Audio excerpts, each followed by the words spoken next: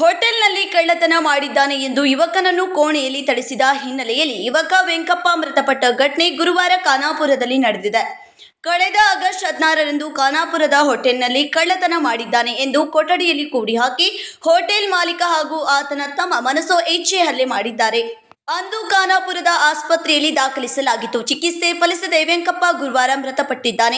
18 ವರ್ಷದ ಯುವಕ ಹೋಟೆಲ್ನಲ್ಲಿ ಪ್ರಾಮಾಣಿಕವಾಗಿದ್ದ. ಸುಳ್ಳು ಆರೋಪ ಮಾಡಿ ಆತನನ್ನು ಥಳಿಸಿ ಕೊಲೆ ಮಾಡಿದ್ದಾರೆ.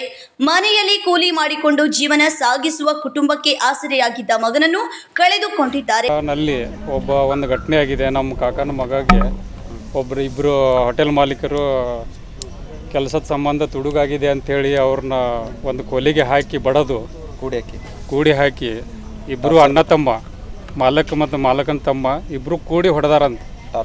ಟಾರ್ಚರ್ ಕೊಟ್ಟು ಹೊಡೆದ ಮತ್ತು ಮನೆಗೆ ವಾಪಸ್ ಕರ್ಕೊಂಬಂದು ಮನೆಗೆ ಹೊಡೆದ ಅಪ್ಪರಿಗೆ ಅವ್ರ ಮುಂದೆ ಧಮಕಿ ಕೊಟ್ಟು ನೀ ಏನಾರೇ ಅಕಸ್ಮಾತ್ ಕಂಪ್ಲೇಂಟ್ ಮಾಡಿದೆ ಅಂದರೆ ನಿನಗೆ ಕೊಲ್ತೀವಿ ಅಂಥೇಳಿ ಎಲ್ಲ ಇಬ್ಬರಿಗೆ ಹೇಳಿ ವಾಪಸ್ ತೊಗೊಂಡು ಹೋಗಿದ್ದಾರಂತೆ. ತೊಗೊಂಡು ಹೋಗಿ ಮತ್ತು ಹೋಟೆಲ್ನಲ್ಲಿ ಹೋಗಿ ಒಂದು ರೂಮ್ನಾಗ ಹಾಕಿ ಹೊಡೆದಾರಂತೆ.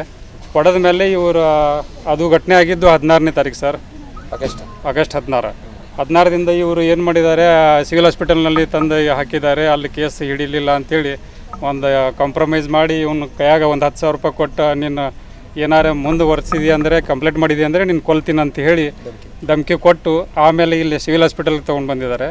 ಸಿವಿಲ್ ಹಾಸ್ಪಿಟಲ್ ತೊಗೊಂಡು ಬಂದ ಇವಾಗ ರಾತ್ರಿ 1 ಗಂಟೆಗೆ ಮರಣ ಹೊಂದಿದ್ದಾನೆ ಹುಡುಗ ವೆಂಕಪ್ಪ. ಮರಣ ಹೊಂದಿದ್ದಕ್ಕೆ ಅವರು ನಾವು ಈಗ ಇಲ್ಲಿ ಬಂದ ಎಲ್ಲ ಕೇಳಿದಾಗ ಈಗೆಲ್ಲ ಅವರಪ್ಪ ಸರಿ ಅಂದರೆ ನನಗೆ ಧಮಕಿ ಕೊಟ್ಟಿದ್ದಕ್ಕೆ ನಾ ಯಾರ ಮುಂದೆ ಹೇಳಿಲ್ಲ ಅಂಥೇಳಿ ನಮ್ಮ ಮುಂದೆಲ್ಲ ಮಾತಾಡ್ತಾ ಇದ್ದಾನೆ ಸರ್. ಹೆಂಗಿದ್ರಿ ಹುಡುಗ? ಹುಡುಗ ಅಗದಿ ಸಂಭಾಯ್ತು ಸರ್. 18 ವಯಸ್ಸು ಹುಡುಗ. ಜಾಬ್ ಸಲುವಾಗಿ ಹೋಟೆಲ್ ಕೆಲಸ ಮಾಡ್ತಿದ್ದ. ಯಾವುದು ಅವನ ಅಪ್ಪನಿಗೆ ಒಬ್ಬನೇ ಮಗ ಸರ್. ಮನೆಯಲ್ಲಿ ಇವರು ಹೊಲ ಕೆಲಸ ಮಾಡ್ತಾರೆ, ಕೂಲಿ ಕೆಲಸ ಮಾಡ್ತಾರೆ. ಆದರೂ ಏನು ಅಂಥ ಪ್ರಾಮಾಣಿಕ ಹುಡುಗ ಅಂದರೆ ನಾನು ಅವ್ನ ಕಾಕನ ಮಗಾಣ ಆಗ್ತೀನಿ. ಆದರೂ ಅಂಥವೆಲ್ಲ ತುಳುಗೋದು ಹಿಂದೆ ಮಾಡಿದ್ದದು ಯಾವುದು ಘಟನೆ ಆಗಿರಲಿಲ್ಲ. ನಮ್ಮ ಕಣ್ಣುಜರಿಗೆ ಅಂತೂ ಯಾವ ಆಗಿಲ್ಲ. ಅದಕ್ಕೆ ದಯವಿಟ್ಟು ನೀವು ಎಲ್ಲ ಮಾಧ್ಯಮದವರಿಗೆ ನಾನು ದಯವಿಟ್ಟು ಕೈ ಮುಗಿತೀನಿ ಸರ್. ಏನಾದರೂ ಸುಳ್ಳು ಹೇಳಿ ಆರೋಪ ಹೊರಿಸಿದ್ದಾರೆ ಅವ್ರ ಮೇಲೆ ಸುಳ್ಳು ಆರೋಪ ಹೊರಿಸಿದ್ದಾರೆ. ಅದನ್ನು ಆರೋಪ 18 ವಯಸ್ಸು ಹುಡುಗ ಎಷ್ಟು ತುಡುಗು ಮಾಡ್ತಾನಂತೇಳಿ ನೀವೇ ಸ್ವಲ್ಪ ವಿಚಾರ ಮಾಡಿ ಸರ್. ಬರೀ 3 ತಿಂಗಳಲ್ಲಿ ಹೋಟೆಲ್ದಾಗ ಕೆಲಸ ಮಾಡಿದ್ದಾನೆ. ಹೋಟೆಲ್ನಲ್ಲಿ ಏನು ಸಿಗ್ತದೆ, ಅವರು ಯಾವ ಥರ 5 ತೊಲೆ ಬಂಗಾರ ತೊಗೊಂಡು ಹೋಗ್ಯಾನ ಅಂತೇಳಿ ಇದನ್ನು ಮಾಡಿದ್ದಾರೆ. ಹೋಟೆಲ್ನಲ್ಲಿ ಬಂಗಾರ ಯಾರು ಇಡ್ತಾನಂತೇಳಿ ನೀವೇ ಸ್ವಲ್ಪ ಯೋಚನೆ ಮಾಡಿ ಅದನ್ನು ವೈರಲ್ ಮಾಡಿರಿ ಸರ್. ಆಮೇಲೆ ನಮ್ಗೆ ನ್ಯಾಯ ಕೊಡಿ ಅಂಥೇಳಿ ನಿಮ್ಮ ಮಹಾಬಲೇಶ್ವರ್ ಓಮಿವಾಡಿ ವೃತ್ತದಲ್ಲಿ ಥಳಿಸಿ ಹೋಟೆಲ್ ಮಾಲೀಕರು ಕೊಲೆ ಮಾಡಿದ್ದಾರೆ. ನಾಗೇಶ್ ಮತ್ತು ವಿಜಯ್ ಎಂಬ ಹೋಟೆಲ್ ಮಾಲೀಕರು ಥಳಿಸಿದ್ದಾರೆ. ಯುವಕನ ಕುಟುಂಬಕ್ಕೆ ನ್ಯಾಯ ದೊರಕಿಸಿಕೊಡಬೇಕೆಂದು ಖಾನಾಪುರ ಗ್ರಾಮಸ್ಥರು ಒತ್ತಾಯಿಸಿದ್ದಾರೆ. ಖಾನಾಪುರದಾಗ ಒಂದು ಘಟನೆ ಆಗಿದೆ ಸರ್.